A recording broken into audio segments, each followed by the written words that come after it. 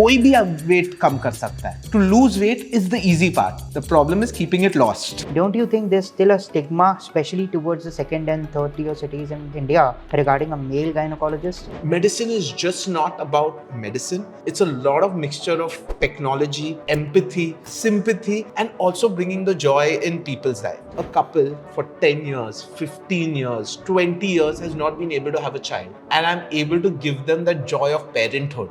Family background in the same field, living up to those expectations is a tougher job. And it's okay to lose all the hair at 16 with stress. You can always grow some more. Exactly. Let me put it this way. I am a nepo kid.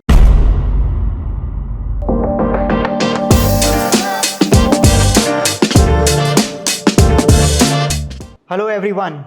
Welcome again to another episode of Life Unscripted. Today with me, I have a different kind of personality. We have talked a lot about business, but today let's take it to the different domains, the domains which not everyone dares to venture to. Today we have Dr. Rohan Palshetkar, who is the head of unit at Bloom IVF and also a professor with DY Patil School of Medicine. I know it's a different kind of profile than what we usually go towards. We always talk business. But today, I want to deep dive into what Dr. Rohan has to offer to our listeners. The experiences, the struggle, the kind of education, the kind of toll it takes to become a successful doctor. So, welcome, Dr. Rohan. Thank you so much, Sharad. Honestly, when you invited me for this podcast, I was like, okay, I'm going to be having a conversation with a businessman. Like you're saying, you're going into a different domain of medicine to discuss things with me. Finance is a domain which I'm scared of because that's something we're not exposed to. So when we talk about hospital, all we see is a couple of numbers. Basically, कि हाँ ये बनाना है, and then these many people लगाने हैं, and then this is how the rolling is going to happen. But the real thing is to actually help people out, which I think some of us tend to miss out, which the doctors are doing in all fairness. So that's exactly like you're talking about the business aspect of medicine, where yes, you have to put up a building, your equipment. In our heads as doctors, we're like, oh, okay, this technology is going to help my patient in this manner. This is how I'm going to be able to help out this sector of patients because, like, let me talk about my own field, infertility. When it started all the way back in 92, it was a completely unknown domain. This is when we started back there. And now when we go to look at what IVF entails, we've got artificial intelligence in IVF, we've got different technologies which can actually predict which egg, which sperm, which embryo that we create is going to give us a live baby. What are the different technologies to overcome?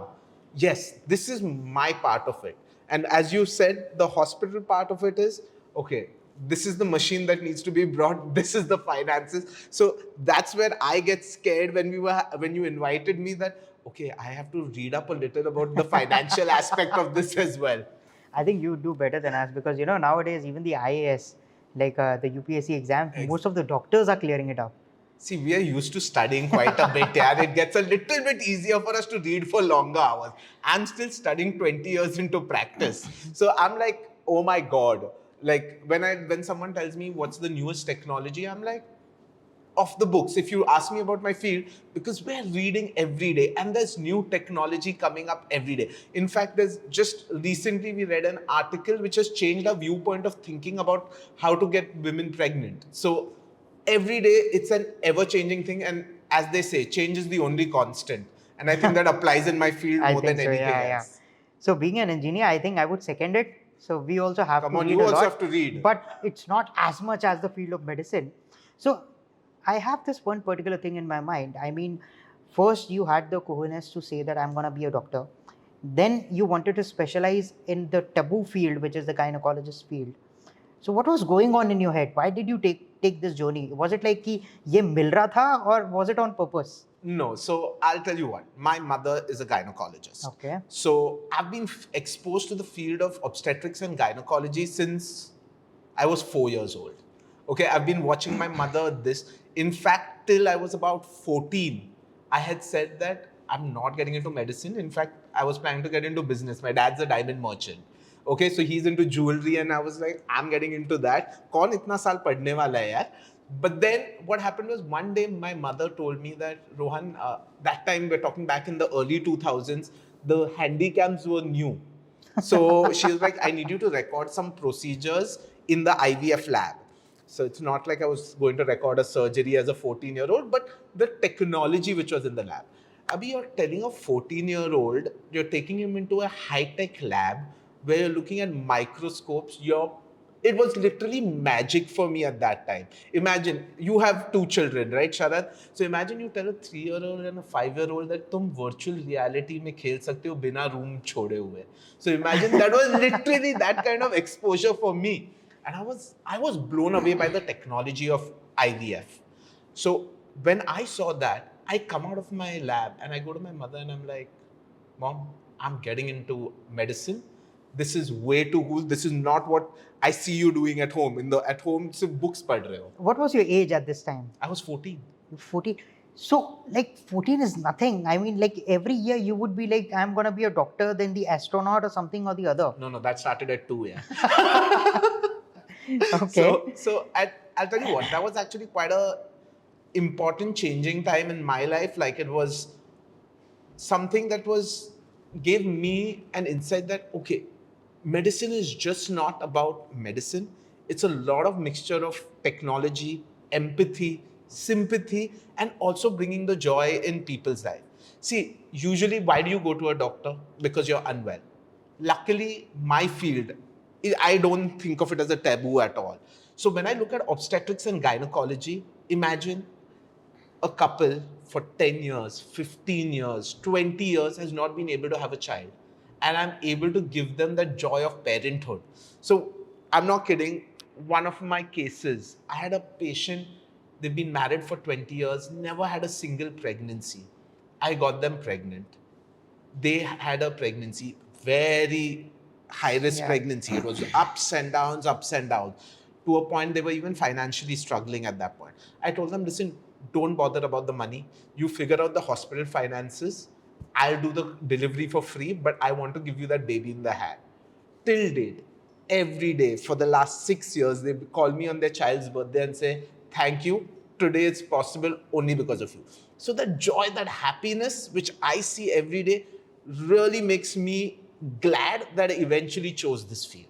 Yeah, I think it is more about that seva bhav which the doctors bring in. I mean, all said and done, I mean, they are doing us a favor. Like, I think Corona was a testament of this. Like, I have personally seen, my sister is also a doctor, so I have personally seen that how much the doctors struggled. So, like, being in those PPE kits for like hours at a stretch without 8 hours at a time. Yeah. In fact, at home, my wife is also a doctor. She's a breast cancer surgeon. Oh. So both of us used to actually have to lie at home about the fact that we're doing, like, I was doing deliveries for COVID positive mothers exclusively. Like, Okay. I was only, because my hospital, DY Patil, was a COVID center. So I was delivering a lot of COVID positive patients. So when we were doing all of that at home, we weren't telling them because we didn't want to stress out family at home. So, did you get scared with all these things?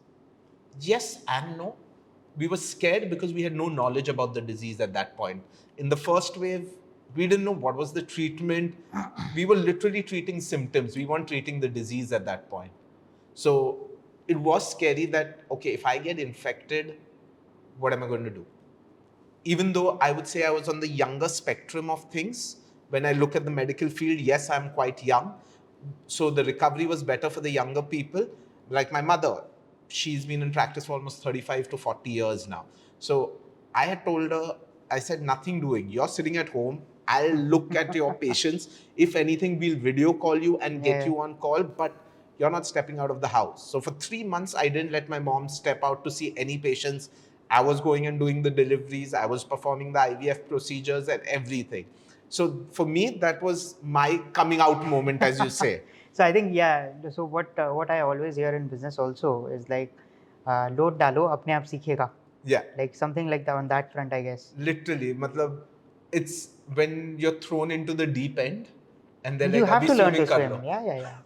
I think so. I have one follow-up question to this. Yeah. This I wanted to ask to many doctors actually.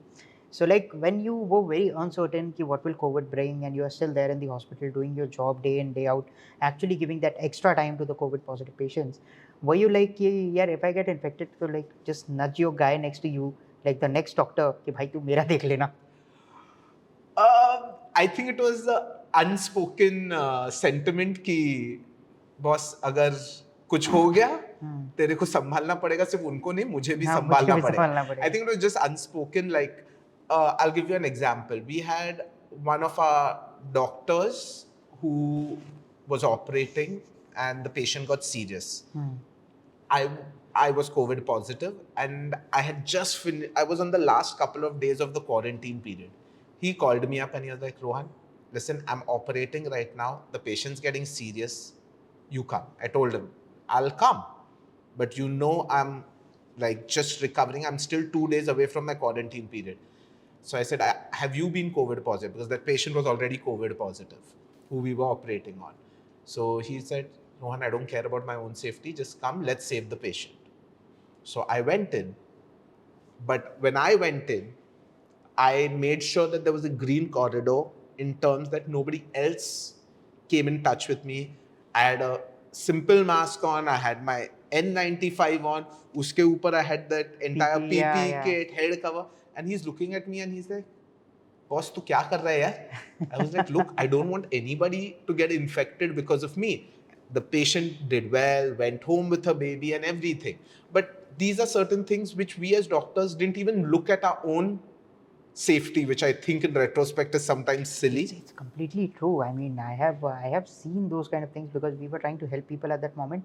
So I was in and out of hospitals quite a bit, and I saw how the doctors were struggling. And you telling us how you did it in the operation theater, this is an eye opener, and that makes my respect for the doctors go up even further. Now, moving on to the same direction, like when we talk about gynecologists and the operations and the procedures that you do, don't you think there's still a stigma, especially towards the second and third tier cities in India, regarding a male gynecologist?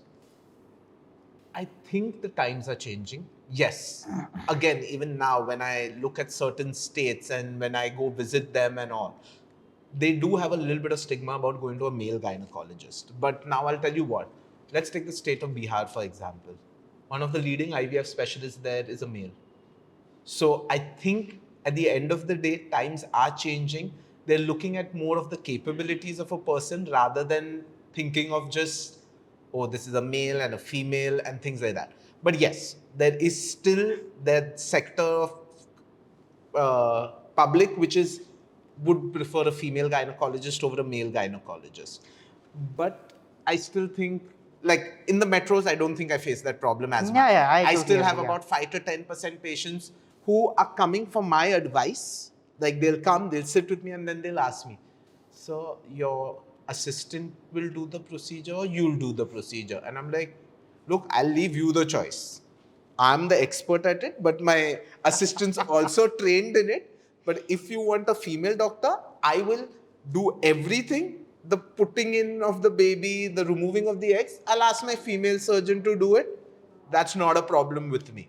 So at the end of the day, they're still coming from my expertise, my know-how and everything. But I still have about 5-10% of my practice which would prefer the female surgeon or things like that. So I think it's a balance which we just end up maintaining. That's actually interesting because I guess like even in the tier 2 and tier 3 cities, people are opening up, but at the same time they are just scared. So is there any particular advice you would give them in terms of selection of a doctor when gynecology field is taken care of? So I'll just tell you one thing. See who you're comfortable with. Being very honest. Like now, I'm sure this has been a tendency, go to an older doctor. Yeah. Zyada experience hai, zyada experience. senior hai. But when you go to a younger doctor, remember one thing. Sharad, you're also quite young. You want to prove yourself. So you'll go out of your way to make sure that you will. This was gonna be my next question, and you just said it because doctor has already done 10 years in uni, out of which like 1 year post MBBS was probably 1.5 years as internship. Then 3 years of your post-graduation Yeah. specialization. That's completely inside the hospital. There is no college education there. Forget that. Don't forget our super specializations, then- which is another 2 years, So 3 it's years. like 10 years, out of which 5 years are hands-on. And then, like, even I am one of those, I won't lie, that we go to a hospital and we say, ki, is there a senior doctor here? Exactly. What is the fuss about that? I mean, do you think that the doctor who has just graduated and, like, as a super specialist and come to the field, he's less qualified in any manner? They're not less qualified, but I do say experience does matter because I have seen this over my own practice. Forget about anybody new that's coming in. Over the years, you learn on the job. And I'm sure that's in any field, Any whether field, you yeah, look yeah. at business, engineering, lawyer, whatever other fields we have, like a million. Podcast. Podcasts, exactly. So when we look at all of this, over the years, you get more comfortable, you get more confident, you start understanding. I'll tell you a simple thing. No young doctor will ever do his first private surgery alone. They'll always call a assistant surgeon who will be there to make sure, because our main thing is we want to make sure that the patient is safe and the patient is doing well over anything else. So even if you're going to a young doctor, remember the younger doctor will take extra care of you because they want to make sure that you're comfortable, you're doing well, and they have a point to prove that, look, I'm here, and I have proved myself to be the person to take care of you. So this said and done, do you think that it becomes more critical to go to an experienced doctor in the field of gynecology at least? No, It doesn't? I don't think so. I think at the end of the day, it matters how you're comfortable. The reason why I keep saying comfortable is you may have senior doctors who are able to give you the time and energy, but sometimes you don't gel. The thought processes may be different. I always believe in this, that whenever a patient comes to me, it shouldn't be a one-way conversation. Literally like how we are having. We're literally vibing off each other's conversation and talking. And it should be the same way when you're going to get your treatment. See, the field of gynecology is not like A equals to B. It always has to be an understanding of what each person wants. So whenever I'm chatting with my patients, I believe that it needs to be a dialogue with the patient, not like, okay, you have this problem, we are going to do A, B, C, and D, and that is it. There is no other way that we can go about it. When I sit with the patient, I tell them, okay, look, we have multiple options. What do you think you're most comfortable with? These are the pros of this, these are the pros of this, these are the pros of option C, these are the pros of option D. Option A cons, option B cons, option C cons, option D cons. So it's like a menu, a buffet. I tell them that this is it. But I help them make a more informed decision ki this is healthy with a little bit of a cheat meal. This is healthy with this much cheat meal, just to put it in simpler words. So I think it at the end of the day, it depends on how comfortable you are. And in the field of gynecology, I think experience does matter, but at the same time, it's important that you gel with your doctor more than anything else. Great. So, Dr. Rohan, to continue on the same aspect, I would also want to know that what kind of mental toll it takes on doctors, because you get a call at 2 a.m., you get a call at 6 a.m., especially in the field of gynecology. I mean, you cannot predict when the kid is coming, Yeah. right? And at the same time, you have to manage your family life. So if you get a call, of course, the phone rings. So your spouse gets, is awake. If you have a younger kid, they are awake. So I mean, the whole family would be like, phone band karo. I think you're very on point. So I have a 6-year-old. She has woken up multiple times during when she was a baby, when my phone rang like at 2 a.m., 3 a.m. So I think what ends up happening is it's does take a physical toll to an extent, mental toll, yes, as well. I think in this generation and in this time and era, we all talk about mental health being so vitally important. I think it's important to consider counseling even for doctors. Personally, as a doctor myself, I've gone for counseling because there are times when it gets stressful. It's not about anything bad happening or anything good happening. Sometimes you just need to have a third person who doesn't judge you for what there is or anything like that, and that actually revitalizes you. So I have gone for about 5-6 counseling sessions over my last 10 years, but it's just that to This is de-stress. post your education. Post my education. Did you take any kind of counseling at the time of your education? Because I think that would be equally stressful. I think in the current generation of students who are going, it is important that if they're feeling stressed out, they should, because I think the level of competition, especially today, has gotten insane. I'm not saying that we are any less competitive. All of us in the field of medicine are competitive.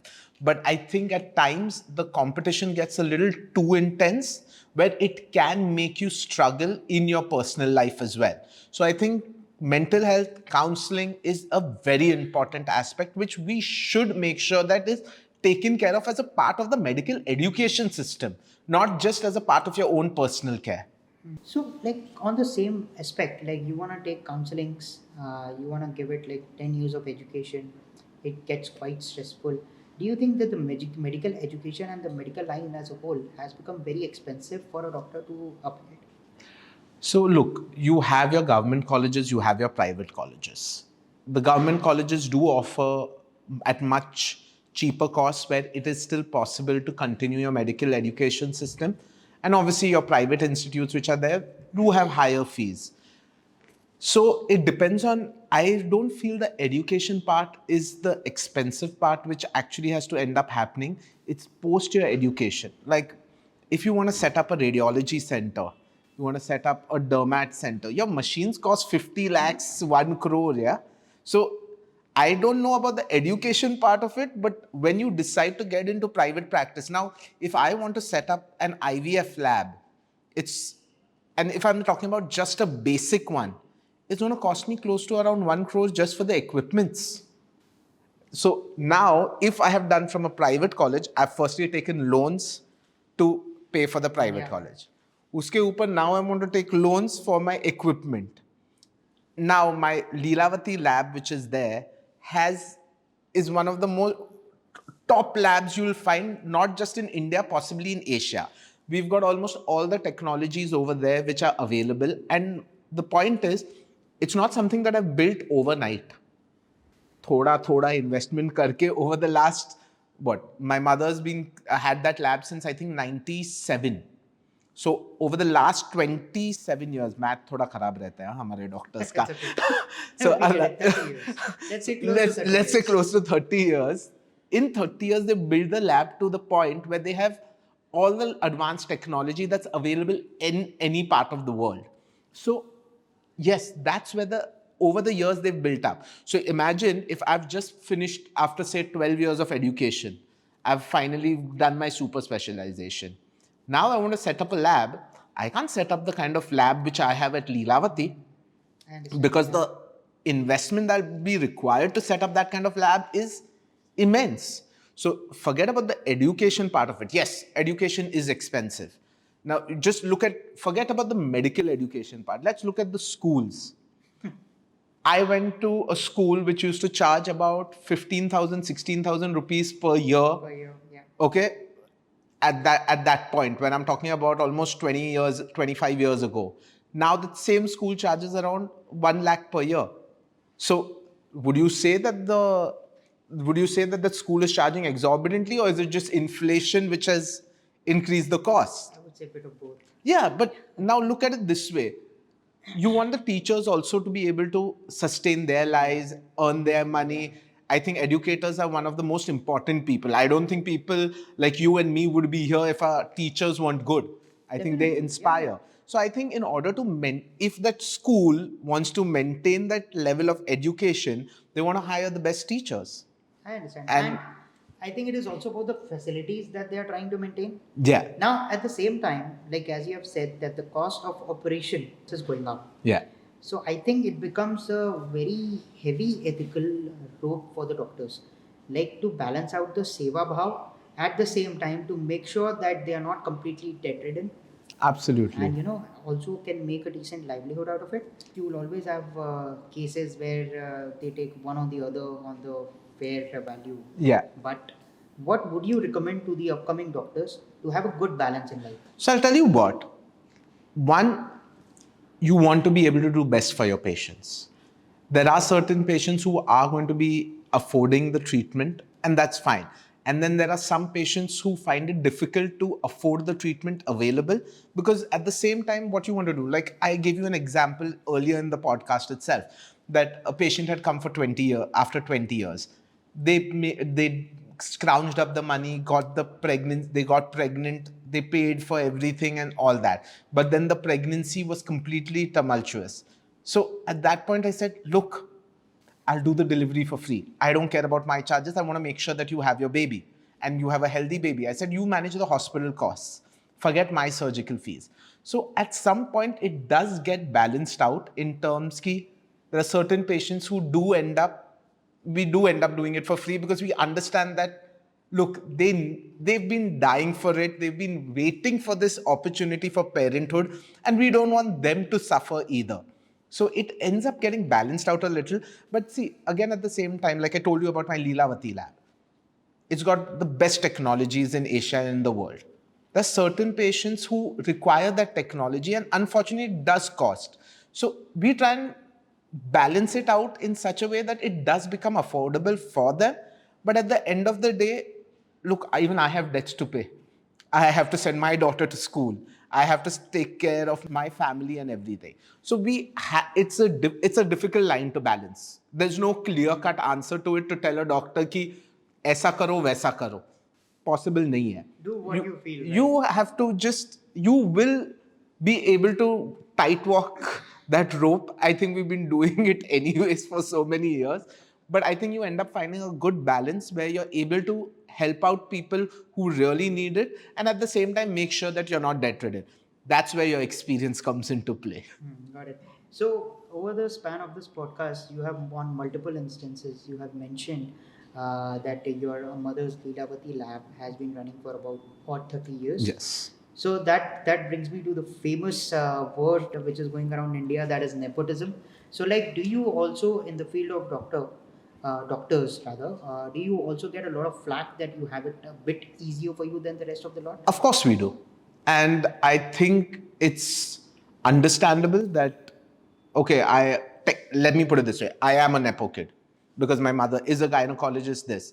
Yes, it was easier for me, but also at the same point, imagine I have to live up to those expectations. So it obviously does. Gets more tougher because you have a lot to lose as well. See, at the end of the day, fine.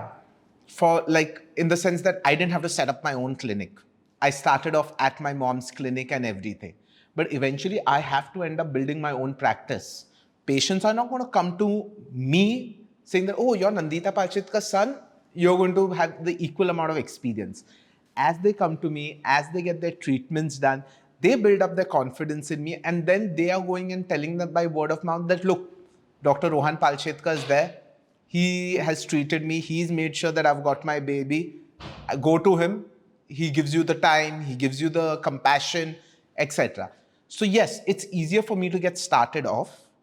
I had lesser investment, but I would say that my mother has done the investment initially. So I had it easier starting off, but to maintain it, or as you say, take it to the next level, you still have to work hard. You still have to, I feel sometimes even work harder in order to bring it to the next level. See, because as a child of a established gynecologist, she set a very high benchmark, yeah. So do you think you had that pressure of performance, like that you have to perform, you have to be better, you have to stick up to that name?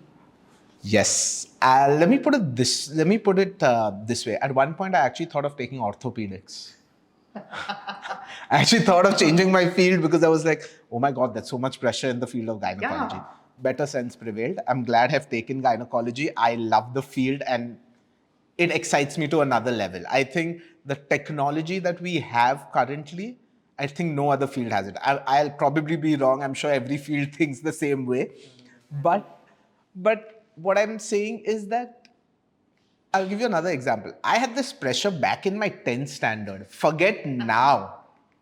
I actually lost all my hair. I had something called alopecia areata, where I had this much hair left at the time of my 10th exam because out of stress, my hair was falling out. Okay. So imagine I had my stress since when I was 16 years old. And now when I look at myself about 22 years later, the head is full of hair, so no, it's growing long because I'm hiding the bald spots. Yeah. Listen, I've been to dermatologists. I think I think they're very undervalued. I think they are honestly someone. Look, with all due respect, looks and all, everyone says that you shouldn't concentrate on it, but it gives you personal confidence. Yeah. Like, I'll give you a simple example of mine. What you see me today, I used to be 55 kgs heavier. Oh, so we should talk about that journey. So I would say I was confident even when I was much heavier, but my level of confidence I have seen over the last 5 years, or I would say even my wife has seen, has changed, has become more positive. I've become more confident in public settings.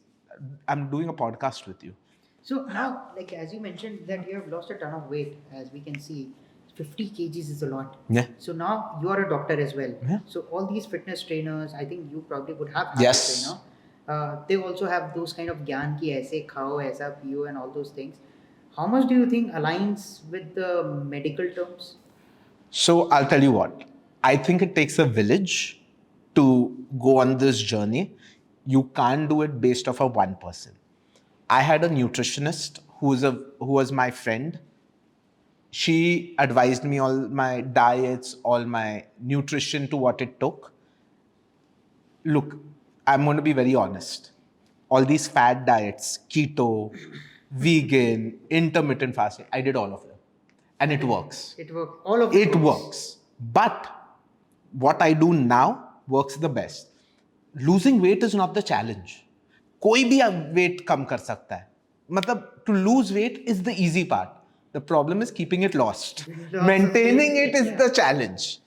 Okay, so be very honest with you. From 2010 to 2024, I have lost 40 kgs plus 4 times. This is my 5th time, but this is the only time I've been able to maintain it.